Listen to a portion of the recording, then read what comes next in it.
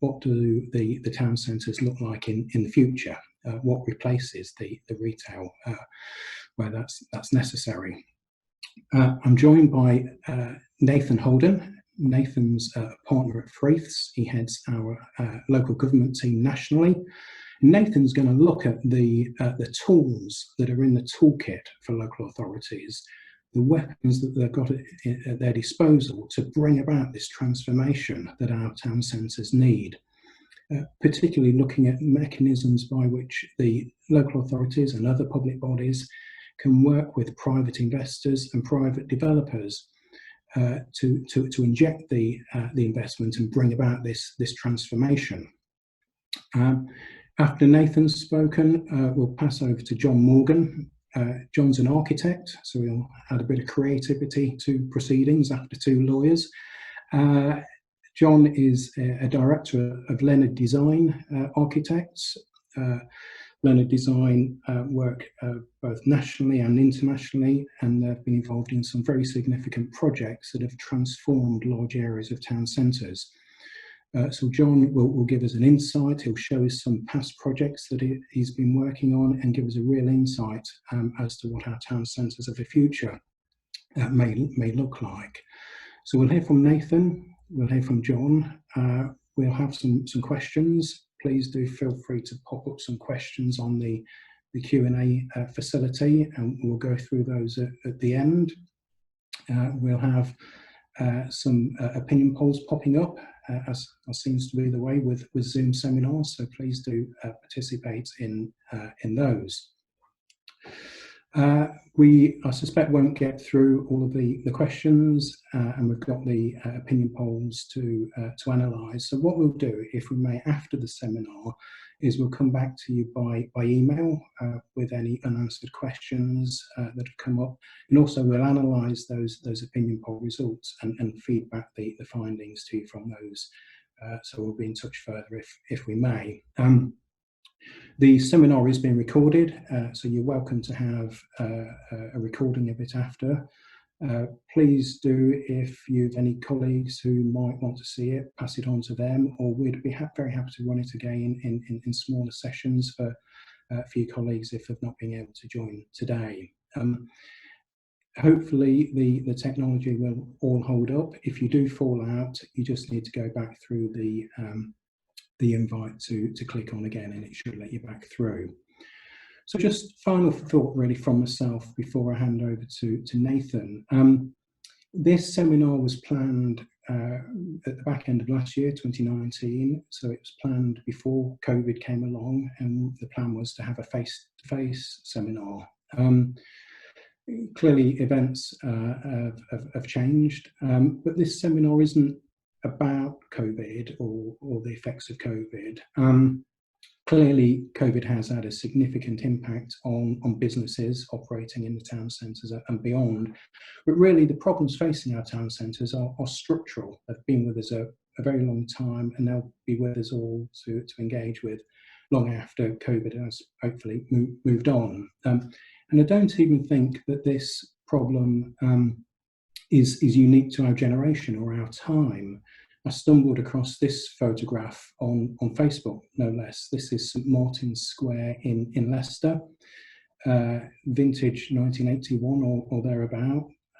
You can see the Triumph Dolomite in the background, but it's not a pretty sight. Boarded up units, empty units, not at all pretty or welcoming. And the person who had posted this had contrasted it with the current position at St Martin's. You can see far more vibrant, far more attractive, and complete transformation. So this process of our town centres having to evolve and change and transform over time has really been with us for some time.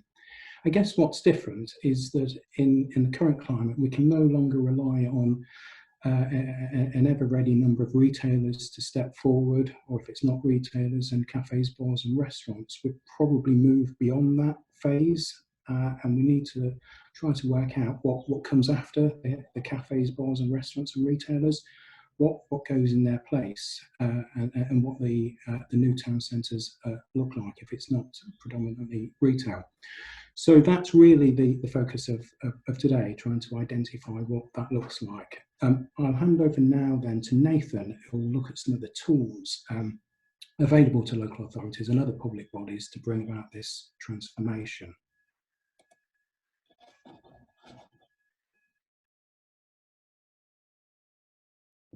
Thank you, Mitchell. Just give me a moment while I put my slides.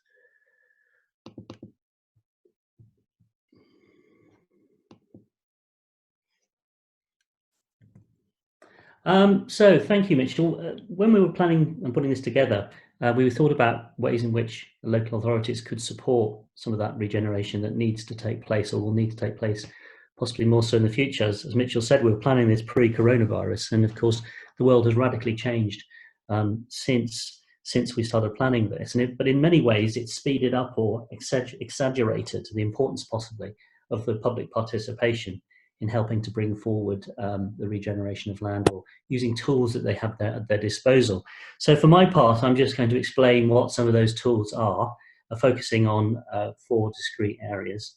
And then John is going to explore how some of those tools have been or can be utilised in a very practical way. First of those tools, of course, is compulsory purchase. Compulsory purchase being a very venerable method of assembling land for development. Compulsory purchase is a very useful tool that local authorities and other public bodies have in order to acquire land in the performance of their functions. The most important of these powers for these purposes, of course, is the Town and Country Planning Act 1990, which describes itself as the positive power of regeneration. And it allows local authorities who think that that by promoting the improvement or development of their area, they will likewise promote the economic, social, environmental well-being of their area. They can use the power. It's a very flexible power, and in fact, of all of the CPOs that local authorities make, if you exclude CPOs for things like highways, the majority of them are promoted via the use of the Planning Act power, section 226 of the Town and Country Planning Act. Roughly about 75% in total. Of the remaining types of CPOs, and likewise useful for this whole regeneration piece, you've got the Housing Act 1985 that allows local authorities to acquire land for housing purposes where they can demonstrate there's a quantitative and qualitative housing gain that will be delivered by virtue of the use of the power. Both of these powers are very apposite and useful in the context of compulsory purchasing land for regeneration. As I say, the Town and Country Planning Act power is the one that's used most, Housing Act power less so, although interestingly I'm involved in a project which actually is using the housing power as we speak, primarily because it's a more focused and targeted type of power, and therefore perceived to be more appropriate for the circumstance. There are advantages, of course, with using compulsory purchase powers. The majority of cases are successful. There are very few CPOs that are not actually confirmed. Whether that's because they're only used sparingly and therefore the cases are fully justified, or indeed it's just that actually in practice the state by and large is quite supportive of the use of the power where you can demonstrate that it's appropriate, and therefore there's no great desire to turn down compulsory purchase orders so long as they have a reasonable case to support them. There are, however, disadvantages of using CPO powers. It is a lengthy process. From start to finish, you're usually looking at around about 18 months from the time you start the process to actually acquiring an interest. It can be potentially costly. If you simply acquire land by agreement, you simply pay the market value for the land. If you're compulsory purchasing land, of course, you always have the attendant additional compensation claim type costs. And also the process itself is not cheap. It can be quite expensive to promote a compulsory purchase order. It's quite an involved process. And then finally, of course, there is the always ever-present risk that you might not get your compulsory purchase order confirmed because you have to demonstrate you've got a compelling case in the public interest, which of course is the statutory test that you must meet in order to acquire every single piece of land that you're seeking to acquire as part of a scheme.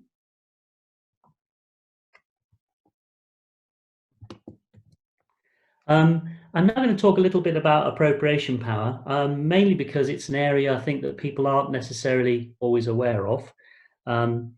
Appropriation is the process by which local authorities transfer how they hold land from one function to another. It's a largely administrative exercise.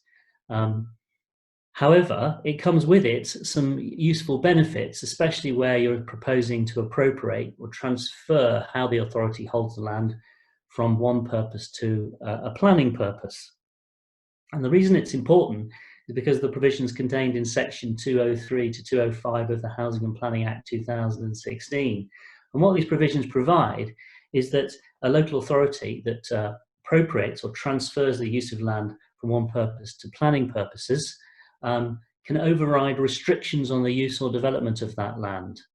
And what that means in practice is that you can effectively override rights to light, restrictive covenants, and other things that inhibit the use of that land for the purpose for which you intend or hold for planning purposes. And this is really useful in the sense that what it effectively does is it deals with what's known as the injunction risk. Obviously, if you're a neighbouring landowner and the authority is planning to build a new high-rise block on land it owns, then there's always a risk that those parties might seek to injunct what you're doing by way of a rights to right claim. And what this does, in effect, is overrides that injunction entitlement. It doesn't come cost-free or risk-free. Compulsory purchase type compensations payable to landowners who are affected, so the party who has the benefit of the right having it overridden. And also, of course, it doesn't apply to statutory undertakers, plants and equipment or their operational land. So, of course, there are limits to what you can use it for. However, it is very useful in a very practical sense. Of course, take the example of number 20 Fenchurch Street, the walkie-talkie building. That building, of course, relied heavily on the use of these powers because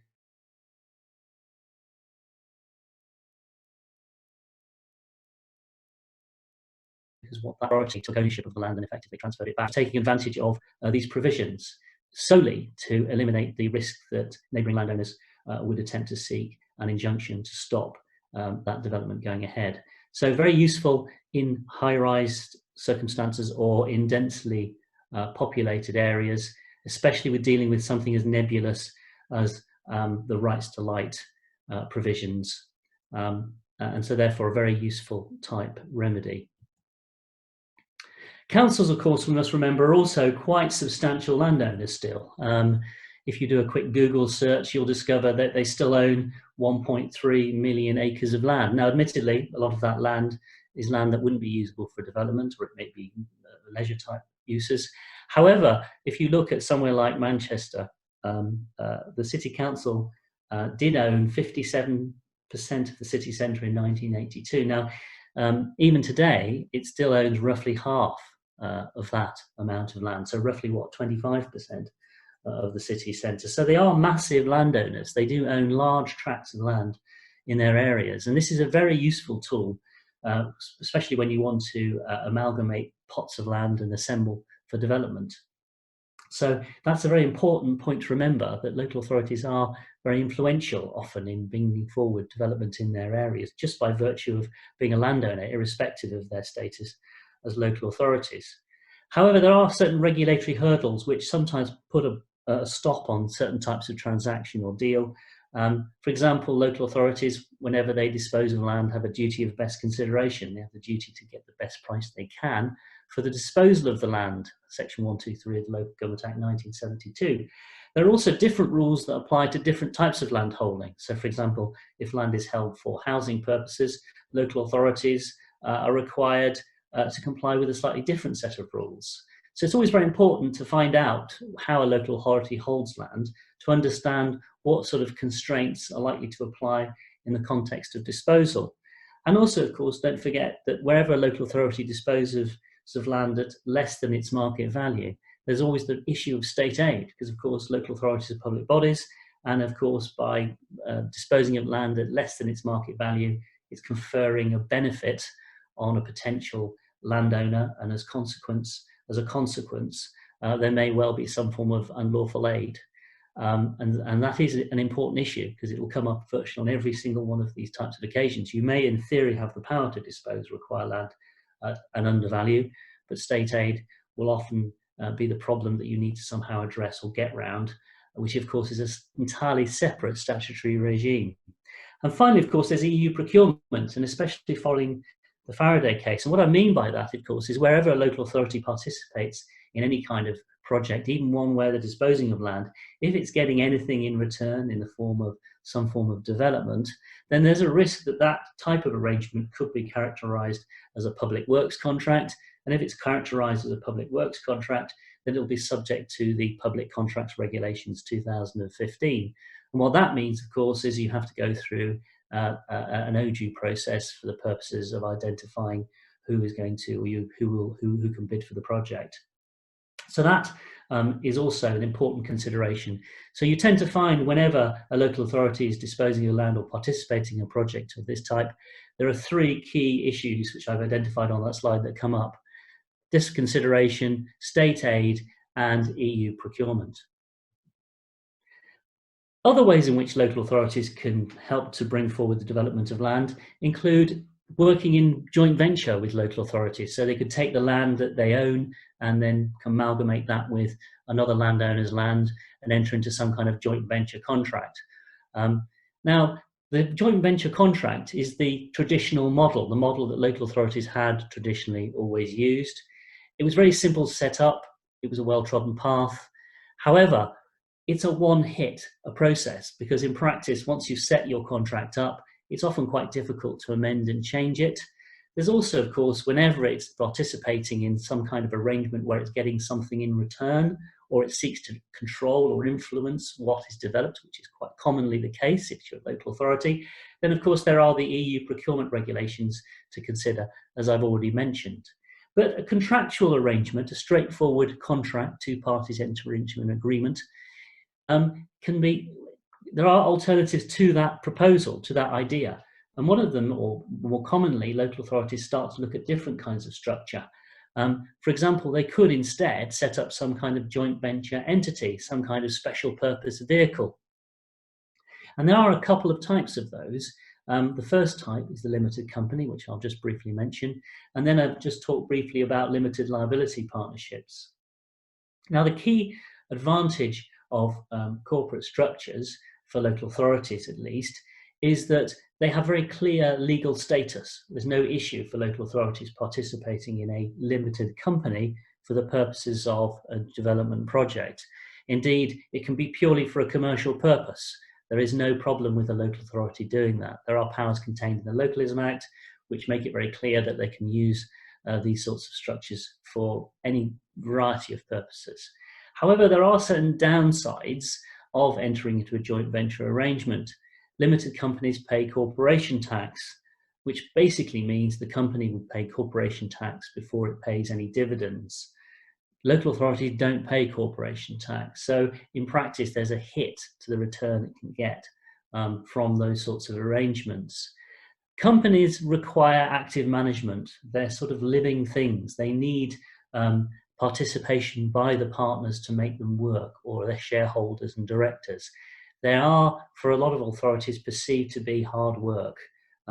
They need to be managed properly.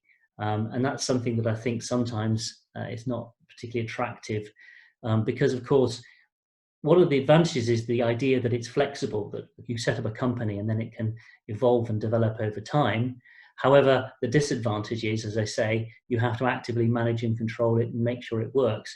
So in a sense, the mirror image of the lack of flexibility in the joint venture contract model in practice is both a benefit and a burden in the context of the company structure. There's also conflicts of interest issues. Who are you going to put on the board of directors to represent the authority? Are you going to appoint elected members? How are you going to control the company?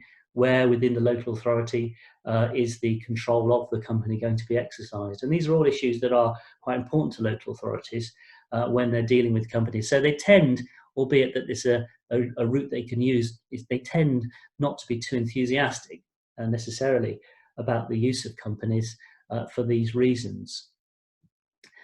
There's also limited liability partnerships.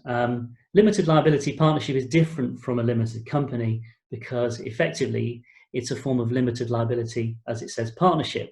So the partners, it's run as a partnership. And why that's different is that, firstly, from a legal perspective, they are more difficult to use. Case law indicates that local authorities can only participate in limited liability partnerships where there is some kind of local authority function at the heart of what it's purporting to do. So redevelopment, regeneration, that would be fine. But if it was out and out commercial development to receive a commercial return, they couldn't use a limited liability partnership. You have the same conflicts of interest issues that you've already mentioned, because of course, even with a limited liability partnership, there'll be a board, there'll be membership controls. So you'll have all those issues around having to manage and run it. However, it does offer, as with the corporate model, a possible route round some of the EU procurement issues. And I say that because primarily what you're doing when you set up a limited liability partnership or a company is setting up a separate entity. And it's possible to construct the way in which that arrangement operates to ensure that it's the company or the limited liability partnership that is doing the procuring rather than the parent authority. And as long as it's structured carefully enough, it's possible to place that entity in a position where it's given far more freedom of action, which is very important sometimes with development projects, because often one of the reasons for wanting to establish some kind of separate structure is to give it more freedom and flexibility to be more imaginative and creative and in effect escape from some of the constraints that local authorities face. One of the huge and big advantages of limited liability partnerships, which is of benefit to private sector participants as well as local authorities, is that a limited liability partnership is taxed on the basis of its members' share. So it is, as they say, tax transparent. And what that means in practice is that the profits of the limited liability partnership are paid in accordance with the members' tax status. So the share that the local authority would benefit from under a limited liability partnership would be paid without any deduction of tax, because local authorities don't pay corporation tax. Moving on now to the next type of option, and that's the ability for local authorities to borrow money. As I think most people are familiar, local authorities do have quite broad powers to borrow from the Public Works Loans Board. Traditionally, for the purposes of capital investment, but a more flexible approach has been adopted over time by authorities to the purposes for which they borrow through the Public Works Loans Board. And it's become a very popular way for local authorities to fund all sorts of types of acquisitions. So, for example, it's been used for the purposes of acquiring shopping centres and indeed for commercial property acquisitions. Now, there aren't any specific formalities that go into applying for a loan. Local authority simply applies to the Debt Management Office of the Cabinet Office, and there are no due diligence. So that's one of the great advantages of it. And a traditional commercial loan, a private sector participant would have to enter into, would come with lots of strings attached. You don't have those strings, so it's a relatively straightforward exercise. The interest charge that the government imposes on the imposition of the loan is still relatively low, although it's risen, of course. Back in November 2019, it rose by 1%, which doesn't sound like a lot, but when you're going from 1.8%, that is a lot. And so therefore, it's still reasonably modest. So there is opportunity there. However, one has to remember, of course, that the same sorts of issues apply because you're still using state resources. So, for example, there are some disadvantages. You still have to comply with state aid issues, so you can't simply provide soft loans. And also, of course, there is this head of steam that's growing around the use by local authorities of the loans from the Public Works Loan Board for the purposes of commercial investment, especially commercial investment that's out of area. And I know that the government is currently in a process of examining what local authorities are doing in this area, possibly to impose constraints. Pre-coronavirus, it appeared that the government was moving quite quickly, possibly to curb the use of these powers. They have introduced changes to the policy guidance and taken other steps to try to curb the appetite for this kind of borrowing by local authorities. However, it will be interesting to see, following the effects of the coronavirus and whether that has a major impact on the economy, as to whether or not they may backtrack on that, because the use of public money in this way to prop up or support or help bring forward types of economic regeneration may be seen as being a positive thing rather than something to constrain. So it'll be interesting to see whether or not that approach continues to be taken, i.e. the attempt to try to curb their activities. But it is a very valuable way of bringing finance into a project without some of the complexities of private borrowing. And it can be a very useful way for local authorities not only to participate practically in a project by injecting land into a scheme, for example, but also to provide finance to that arrangement and actually make quite a good return on their investment. So it is a very useful tool for local authorities, and one that is pretty unique to local authorities. Councils can also support private sector schemes or regeneration schemes in other ways. And this in part arises from their somewhat unique status in having effectively a AAA status for credit purposes. They can in effect use their covenant strength to provide support to schemes and at the same time make quite a reasonable financial return. And here I'm thinking of councils interposing in effect between a landlord, say an institutional investor, and a tenant, say a hotel operator, and effectively guaranteeing to the pension scheme a particular level of rent. And of course, that level of rent, they then charge a higher level of rent to the tenant and then make a turn. And the reason this is attractive to financial investors and funders is because, of course, local authorities have a very strong covenant strength. And so therefore, this helps to enhance the value of that investment by having the council interpose in that way. And there is, of course, a further variation on a theme to this type of arrangement, known as the income strip arrangement, whereby the council effectively interposes in between a tenant and a landlord, and in addition has the right at the end of the lease term to acquire the interest. So that gives it an extra reason or purpose in participating in the arrangement. The problem or criticism of these sorts of arrangements is that they put councils in a very vulnerable position, in the sense that there is an absolute obligation to meet the rent to their landlord, and they don't have the same reciprocal right as against their tenants. So in effect, they bear the risk potentially if a particular project fails. But the institutional investor is happy for them to bear that risk, given council's unique status in creditworthiness terms. As I mentioned or alluded to, this is a very popular funding mechanism at the moment for certain types of hotel schemes, which are used as part of a regeneration initiative. So as part of a scheme, you'll often find there'll be some form of hotel scheme somewhere in the mix. And of course, the local authority will be providing, in effect, its covenant to support that development, which helps to overall enhance the value of the investment. Now that brings me swiftly to the end of my particular slides. I'm now going to pass you over and I'll stop screen sharing and I'll mute my screen and we'll speak later.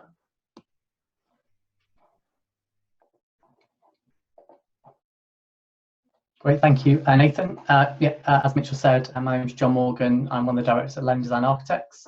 I spent many years working in-house for a developer and now work as part of the team at Leonard Design, where we've seen our client base move, from working a lot for developers through to working for local authorities who are starting to act like developers and take control of developments in their town and city centres. And so we're going to talk a bit about how the tools that Nathan's talked about are being used very well by local authorities to bring forward regeneration in towns and city centres. So this presentation today is, I guess, a snapshot of a case study-based piece of research that the Leonard Design team have put together, and it's based on working for over 10 years on projects that have been delivered on site, and understanding what it was about those projects that made them become deliverable and made them become affordable and got them on site and being delivered, and what are the things we can learn from these projects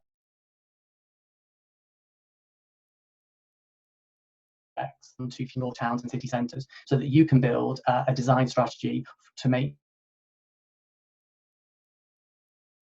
your project viable in the future. The first step, I guess, that we will always go through is looking at the kind of the city centre. It's incredibly important. This is the starting point, and is often something that many local authorities don't put into place right at the very start. It's understanding what are the big moves in your town and city centre. Is it about linking the train station where the new HS2 line is coming through to the town centre? Is it about links to universities or colleges or and heritage? And that diagram is so important because it needs to be something that everyone agrees to, cross-party and within the councils as well. As soon as you have a situation where different people are promoting different agendas on the same sites or within the town or city centre, it can be incredibly difficult. But as soon as you have a very simple diagram that everybody can use and follow, and everyone believes in and is not questionable, at that point everyone is facing the same direction, and regeneration tends to come forward. And that needs to be a diagram that anyone can draw in their book in 10 seconds and everyone can understand, gives clarity as well. And we have a whole mix of projects that are triangular shapes, unique shapes, Gumby man plans, that we are working on projects, and that's really important to get that right. And for each town or city centre, it will be different. The strength of what you've already delivered, or where the problems are in your town and city centres, you'll be overlaying onto your town or city centre and understanding what those signature moves are that you need to make to bring forward regeneration that hasn't been brought forward to date. And once we then look at those signature moves, we then drill into what are the agendas and what are the needs and desires of the local authority to bring into their town or city centre. Is it about growing your university or college in education? Is it about connecting into improved travel times for public transport? Is it about getting people living or working back into the town or city centre to generate footfall and spend in there as well? And each town or city centre, again, will have a different combination of these elements that will create the density for tomorrow's high street in your town or city centre. So I'm now going to go through a few case studies that have come out from our research. These are of different scales and different proportions, and to give you an idea of the way that different projects have been able to become deliverable on site and create jobs and people living in towns and city centres. So the first I want to talk about is Sheffield. It's the Heart of the City 2 Master Plan project, which Sheffield City Council have promoted. They had a development partner who was in partnership with them, as Nathan talked about those developer partnerships with local authorities. The developer decided to focus on other towns and city centres, and therefore left the council with a big site which had not been redeveloped. We've worked with the council over a number of years to develop a master plan that breaks this into a series of buildings and phases and plots. That then means the local authority can use those different tools on different buildings and plots. So some sites, they've come forward and developed themselves and fund themselves. Other sites, they've got planning consent for the site and then sold on to another developer to deliver. On other sites, they may go into a kind of public-private partnership. Other sites they may hold because they're not financially viable at this time, but they'll bring forward when there is a pre-let on an office or a hotel or residential building. So there's no pressure to bring that forward. And often when we talk about the Sheffield project, people now see the success and say, well, that was very easy because it was Sheffield. But actually the photographs on the right show what this site was like before we started. Okay, it wasn't easy. It was a very difficult project. In fact, John Lewis still looks like the bottom right-hand photograph in this position. And now these first phases have started to be delivered. On the right-hand side is the new headquarters building for HSBC Bank. But you can see on the left-hand side the Tyre Debenham store, and at the back of behind the office building, the old existing NCP car park. Okay, this was the first piece of the regeneration in this master plan jigsaw that was brought forward. And the local authority bid against 5 other developers looking to secure this tenant on their sites in Sheffield, to secure them to come into a local authority project. And this building was built to HSBC's specification requirements, to local authority budgets, and for a feasibility that worked at Sheffield level rents, not London level rents here. And they also managed to live that incredibly high quality public realm, get rid of an underpass that was adjacent to the site, and take on board the change in level. And on the left-hand side at the top are the next 2 phases on site, where the council are bringing forward a smaller format office building and also residential accommodation, not student accommodation, into the city centre, because they were 2 agendas the local authority really wanted to make sure they delivered in there. And that is now coming forward. And in parallel with this, other sites have been sold to PRS developers for them to develop in parallel as well. But they use the powers of CPO, they've used the powers of partnership, they've used funding as well to bring forward this scheme after they were left without any development from their development agreement. The second project I want to just talk to you about is a large project our team are working in Oslo in Norway. We're working on about 5 projects in Norway at the moment, and our team learned an incredible amount from the way that these projects are being delivered and the focus. These public-private partnerships are delivering these huge areas of regeneration and land reclamation. But the thing we feel we learn there is that the developers are genuine about the people who will live and work in these developments. For many, many years, developers have paid lip service or shown an intention to do the right thing for a local community or for a local town or city centre. But we feel that what we're seeing here is genuine development that is working incredibly hard. And we can share with you, the think tanks we've been part of and the workshops we've been part of with this totally refreshing approach to development within the city. And what was incredibly amazing for us is this started off as a series of buildings, and we look after the ground 2 floors of every building to make sure the public realm is integrated with all the ground floor activity, and that we have separate areas for tourists and for people who are living and working there, and for people who live in the surrounding areas as well. And the New York Fund Madison came in and bought all of the ground floor retail as part of this development, which we had never anticipated would happen, but delivered a huge injection of investment into this part of the city as part of the project we've been developing. I'm going to now just come up to a much smaller scale example to say that these don't have to be large scale interventions as you have in Sheffield or in Oslo. This is a project in Basingstoke in Festival Place. An area on the left hand side was the existing photograph, St John's Square. On the right hand side, as it looks today, there are many towns and city centres that look like the left hand side image. 1960s, 1970s tired buildings, big concrete canopies that have been overclad with metal cladding over years, tired and low quality public realm. And we worked here to allow this part of the city to compete with the Festival Place shopping centre that sits right adjacent to it. So you can see on the bottom left-hand photograph here, we basically built steel frames on the outside of these buildings, okay, while the tenants were still trading, so there was no loss in income. And then we overclad them in a very simple cladding system, but allowed these shop fronts to become, much higher. The last thing we did was go into the existing shop and take out the existing shop front, and the tenant traded throughout. And now in the evenings, these shop fronts are lit beautifully, and there is high quality public realm and people stopping and spending time in this space, which was not a space people wanted to spend time in. And the entrance to shopping centre sat just behind this kiosk, single level here. The entrance is still down here. What we've done is we've pulled it forward and put a new glazed facade that sits in here to give far more drama and a much higher quality environment in this part of Basingstoke as well. So I guess it shows that you can break these down into manageable chunks in your town centre and fund them in different ways using the tools that Nathan spoke about. The next project then that sits in our research is a project that our team worked on in Copenhagen, not in the centre of Copenhagen, but in a suburb called Van Loos. This was a shopping centre that a developer had built and gone into administration partway through the build. And we acted for a fund that came in and bought the half-built shopping centre. As part of looking at this project, we then looked at the introduction of residential into the project to make it a mixed-use project and to bring more value and to get a scheme that had been failed financially viable. So you can see on the left-hand image, there's the mall entrance that sits here at the lower level in this public square.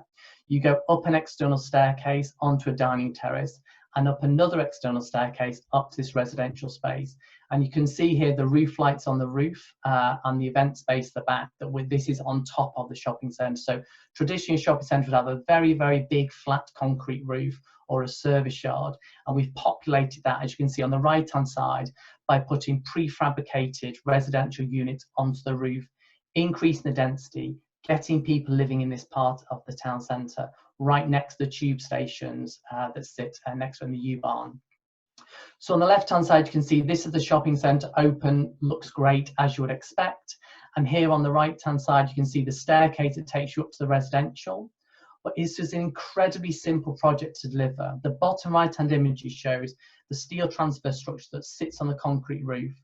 All of the pipes and wires for the M&E just lie on the roof. They don't penetrate the retail building. Then the second image on the right-hand side in the middle shows how these modules, the timber frame modules, they were lightweight and we could use the existing capacity in the structure to build on top. And the bottom middle image shows how that was then clad and landscaped to create very beautiful, intimate residential spaces that don't feel like you're living on the roof of a shopping centre. We know there are so many buildings in town and city centres that have big flat concrete roofs, old concrete frames that have been curing for 50 years, have a lot of structural capacity in them, that you could bring residential accommodation onto those buildings and bring people living in your town and city centre. The other thing that's amazing in Copenhagen is that when they populate the accommodation, they pepper it. So you have students living with local authority housing, live with rental accommodation, living with purchase accommodation as well. And they have a true mixed community in their projects as well. And we learned a lot from doing those projects in Copenhagen. The next project is a bit closer to home. This is for Broxtowe local authority. So Broxtowe Borough Council have been in a partnership with a developer. They had chosen to move out of that partnership and bought out the sites the developer had not delivered as part of the partnership.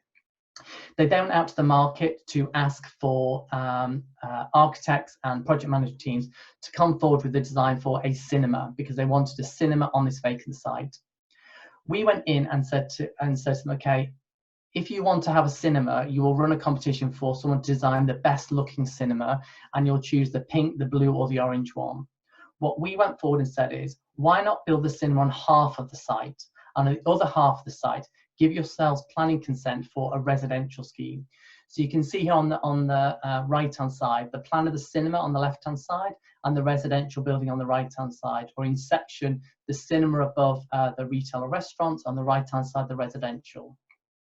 The key thing here was we had to work with the council to develop a scheme, a residential schemes, the developers will be seduced to build and to buy the site. If a local authority goes in with a very safe, polite, low-level scheme, okay, a developer will pay a certain amount for the site, but then they will naturally come in with a second planning application for more scale and massing and secure the consent, and they will take that value from the local authority. So here we developed a scheme that was as big as the council could feel comfortable, and often when councils start to act like developers, it can be really difficult for them to do. And therefore we developed a scheme, they sold it for a very good land value. The developer then took exactly the outline scheme and put it in for a detailed application, not one extra unit, not one change to the scheme at all. And the land value they got allowed them to commission a contractor to then build the cinema. So at that point, we're not acting like an architect in this relationship. We're trying to help the scheme become financially viable. And then the next scheme to look at is a local authority office. A local authority had wanted to move out of their office and move into a new build office building. They put this building onto the market, and we worked on the bid to look at the value we could maximise from this building. So on this slide here, you can see there's a plan. So this was a curved building, as you see in the photographs, with a stair and lift core at either end and in the middle as well. So we now know that every other bid that came forward put a corridor down the centre of the building and put apartments on both sides. And because the building is very narrow, the apartments had to be very, very wide.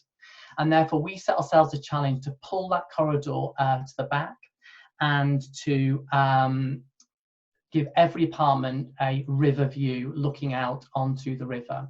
And that allowed us to maximise values. The next thing we did is we pulled some of the apartments to be front to back apartments. So we reduced the length of the corridor and improved the net to gross ratio and gave more sales area to the building. And the final thing we did is we built around the existing cores here. So these two blue areas are built, a new building built around the existing cores. So this residential accommodation was built with no core costs whatsoever.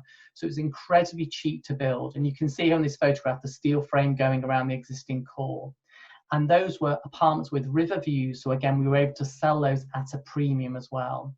And therefore this allowed the value of this building, the local authority office, to be far in excess of what a traditional approach with a corridor down the middle with no daylight and apartments on both sides would give.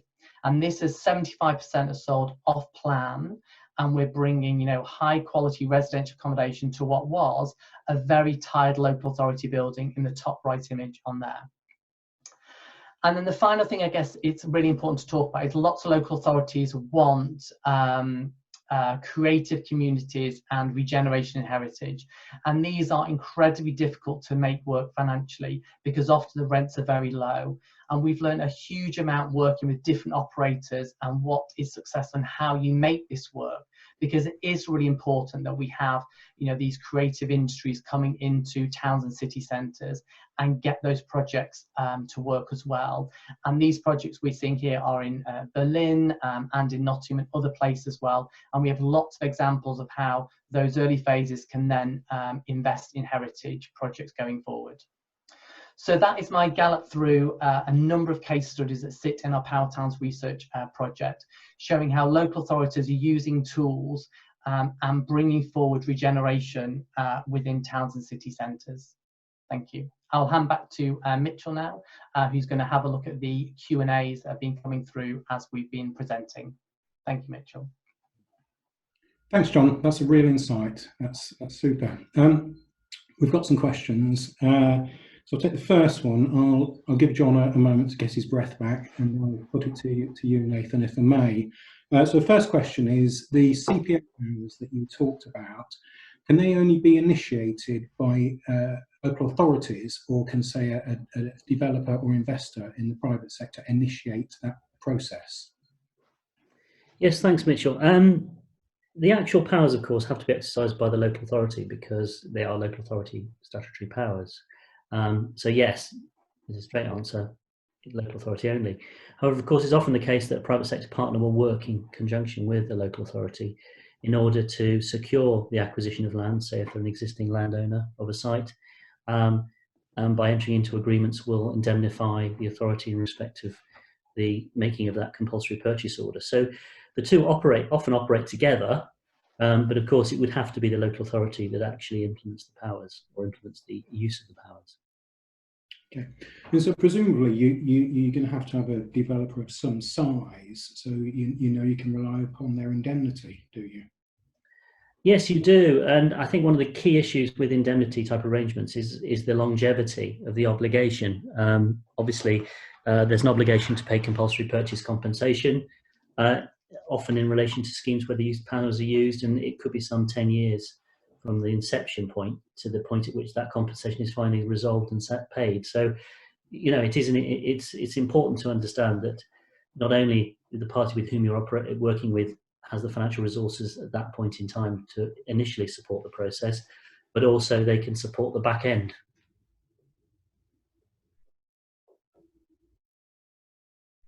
Thank you. Sorry. Bring you back in, if I may. So, a question for yourself is the projects that you've talked about. What would you say? All of those have been delivered with a significant input from a local authority. What would you say has been the biggest challenge for the local authority in delivering those projects? Yeah, I guess probably the biggest challenge is it's very easy for local authority to say we're going to step in and we're going to act like the developer.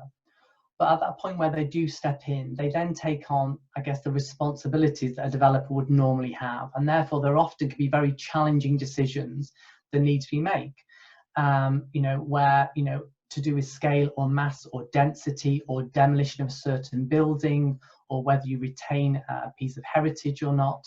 And actually that can be incredibly challenging. And I guess we go on those journeys with the local authorities as they kind of learn to act like developers and take that responsibility on. I think also it's very important that when local authorities step in, they set up a client organisation, and then you have that which is separate from the officers. Because when you're taking a project into planning, you are taking a project in as we would take it in on behalf of a client to the officers, who must consider that application as if it was being brought forward by any developer, and not look at it more leniently because it's been brought forward by the council. And Sheffield City Council did incredibly well at setting that up, and the audit process as well, as part of that. And I guess that's the biggest challenge of, it's very easy to say we'll act like a developer, but actually when push comes to shove, it's very tough. If it was easy, someone would have developed it probably a number of years ago. And the reason it's with you is because it is hard to deliver. Okay, thank you. I'll keep you on the spot, if I may, John, because one of the other questions is, what tends to happen if there are differing views amongst elected members, or between elected members and council officers, as to whether a project goes ahead, or if it does what it looks like? Yeah, I guess, in any town or city centre, you have separate political parties or people with different agendas. And that's why that first slide I showed, this idea of what are the signature moves, that's just getting some facts down that everyone can agree to. Okay, so if we all know, there is regeneration happening at the train station, we do want to get more people in the town and city centre, and we do want to support growth of the university. It's something that everyone can agree on. So the foundations for any project, you have total alignment within the city that everyone is working in the same direction. As soon as you have different people, different agendas, it's incredibly difficult because you're fighting with yourself as a town or city centre. And the reality is you're competing for investment with every other town or city centre in the United Kingdom. And therefore you have to have a united front to be very strong and consistent with your message. And that's why that first signature move piece is incredibly important to get right. I guess if you put down those parameters, you take away to a degree the sort of subjective views. Totally. Yeah, no question at all. Thank you. Back to you, Nathan. A bit of a hot potato, and you did. What are your personal views about local authorities using Public Works Loan Board funds to buy commercial property investments, both within their own patch and outside? Yes, well, being a typical lawyer, I'll probably sit on the fence a little bit on this one. But fundamentally, I think it kind of works both ways, because I can understand why local authorities are keen to generate income. They need to generate income, and it's a great means of generating large quantities of income, which they need. And I can see that you're going to want to find the best available investment you can, and often that means having to go outside of your area.